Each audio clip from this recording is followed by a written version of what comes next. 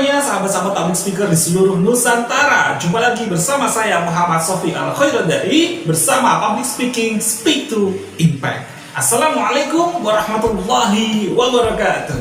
Berbicara tentang public speaking, tentunya banyak sekali persoalan-persoalan, hambatan saat kita benar-benar mempraktekkan dalam dunia nyata kita. Saat kita menyampaikan sebuah materi, sebuah presentasi, sebuah pelatihan, tapi pernah nggak kira-kira sahabat-sahabat public speaker dijumpai ada audiens kita, ada peserta kita yang tiba-tiba ngantuk luar biasa, ada yang sampai tertidur ataupun main HP sendiri. Nah, bagaimana cara mengatasinya? Di sesi ini kita akan mengupas sebuah rahasia bagaimana caranya agar audiens kita semakin fokus kepada kita, semakin menjadikan setiap tutur kata kita menarik bagi audiens kita. Tips apakah itu? Inilah yang akan kita kupas bersama-sama. Kita akan sharing bersama-sama dengan sahabat-sahabat yang luar biasa. Karena ini adalah sesi yang sangat spesial. Tips Public Speaking Speak to Impact kita sharekan kepada Anda semuanya tentunya dengan gratis. Cukup sahabat-sahabat menggantinya dengan BPJS. Apa itu BPJS? Seperti biasa. Apa itu? Bayar pakai jempol dan share kepada sahabat-sahabat kita agar banyak lagi orang-orang yang mendapatkan manfaatnya. Sudah siap?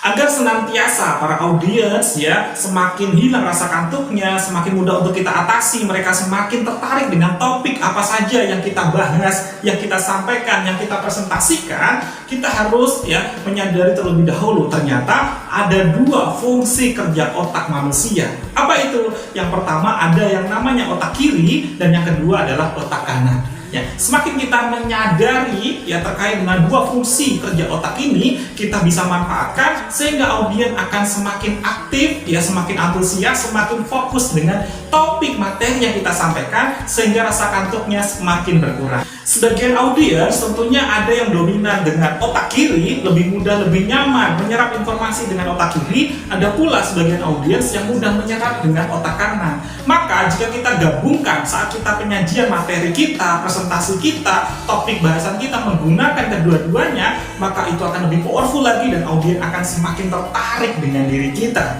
Bagaimana caranya? Tentunya dalam otak kiri ini kita harus senantiasa sertakan fakta-fakta pendukung, hasil riset, data dalam kita menyampaikan materi ataupun topik presentasi kita. Sementara bagi audiens yang dominan otak kanan, kita juga bisa bawakan dengan imajinasi-imajinasi, bisa menggunakan cerita-cerita. Tentunya untuk secara cerita ataupun storytelling itu ada 3 bahasan utama saat kita bercerita. Apa itu? Yang pertama, yakni sebuah story yang berupa personal story. Apa itu? Terkait dengan cerita-cerita pengalaman apa yang kita alami. Tentunya akan semakin mudah menjadikan inspirasi, menjadikan penghubung dari setiap materi, konten dari topik utama kita, sehingga para audiens yang senantiasa dominan dari otak kanan semakin mudah untuk menerima materi demi materi inti kita dan semakin mudah mengambil hikmah atau inti pesan dari cerita kita. Nah, cerita yang kedua yakni disebut dengan namanya historical, yakni kita bisa mengambil cerita-cerita inspirasi dari orang lain yang kita sampaikan kepada audiens kita. Dan yang ketiga adalah tentang allegorical, yakni kita menggunakan cerita-cerita pengandaian, menggunakan metafor, menggunakan najas sehingga semakin mudah audiens menyerap informasi kita. Nah, selain cerita, bisa juga kita sertakan dengan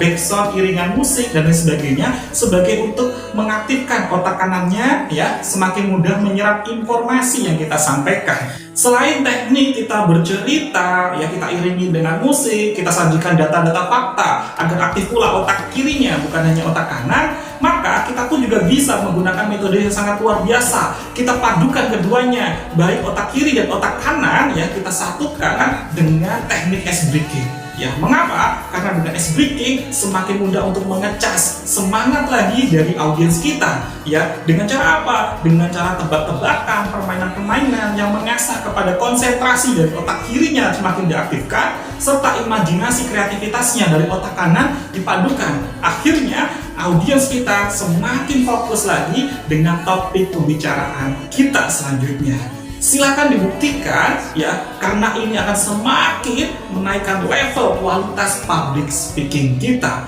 Banyak orang di luar sana yang menyampaikan bahwa diam itu emas, tapi ketahuilah bahwasanya saat kita bisa berbicara semakin menghujam, semakin merubah, menebarkan manfaat kepada orang lain, itu adalah berlian. Bersama saya Muhammad Sofi Al-Khairuddai, Tips Public Speaking, Speak to Impact. Wassalamualaikum warahmatullahi wabarakatuh.